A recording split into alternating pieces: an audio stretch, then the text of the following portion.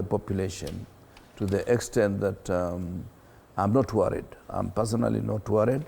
And I'm not worried also about us politicians agreeing on one presidential candidate.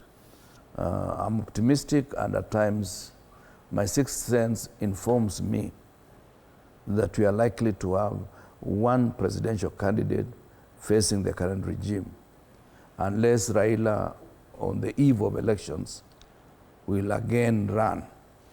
Because what I know is that 6 plus 7 is not necessarily 13 when it comes to political equation.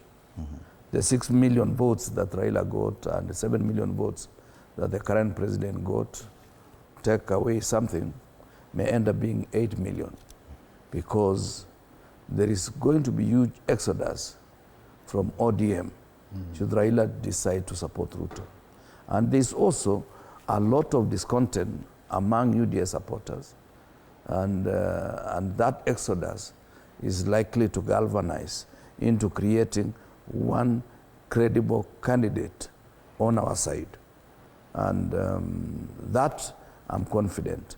What, of course, we may need to do is to fine-tune the process of getting that candidate, and also fine-tune the message that we ought to give to the people of this country, so that we don't just change from the current regime to another regime that may end up doing poorer than the current regime. The messaging is very important. Identifying the issues is also very important. And finally, agreeing on trying to harvest the frustrations of Kenyans is very critical, so that we're able to do away with the regime that is one-man show, and we create a team that is credible, a team that is believable. Many people at times wonder how Kibaki performed. Kibaki performed by letting those he had appointed get the free will and the leeway to make decisions as advised by their technical staff. Kenyans, and this is something very important, Fred, in every ministry, there is a sufficient number of well-educated people with a lot of experience, and they have the capacity to run those ministries. But the main problem about this regime is that it is micromanaged by one individual who believes he knows everything just because he says he has a PhD degree. And the last time I knew, some of the best leaders do not necessarily have a lot of education, including the former Prime Minister of Britain, who left school at the age at Form 2 level.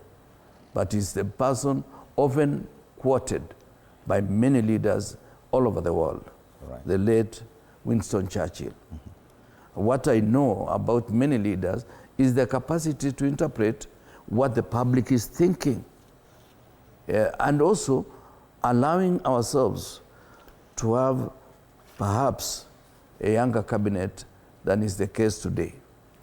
What I know is that Kenyatta, despite the fact that he took over this country at the age of 72, he had the youngest cabinet, led by a number of individuals, the late Dr. Sakari Onyonga, who became minister at the age of 29, Daniel Mutinda Musyoka, who became minister at the age of 32, and many other individuals who became even PSS in their 20s. And this therefore means that if I was to take over as a president in the next dispensation, I'll make sure my cabinet, half of it, is under 40. Because we need to take the pulse rate of the nation. Those of us who are above 60, we comprise about 3% of the population of Kenya. And the majority of Kenyans are under 40. And this therefore means we need to get the issues articulated by them. Mzee Nyerere, before he retired, at the age of 63, he made sure half of his cabinet was under 40, including his own prime minister, the late Edward Moringa Sokoine, who was 39 as prime minister of Tanzania at that particular time. We need to think about these young people and make sure that we give them opportunity to serve. Yes, and there seems to be an alignment probably with the alternative movement that's trying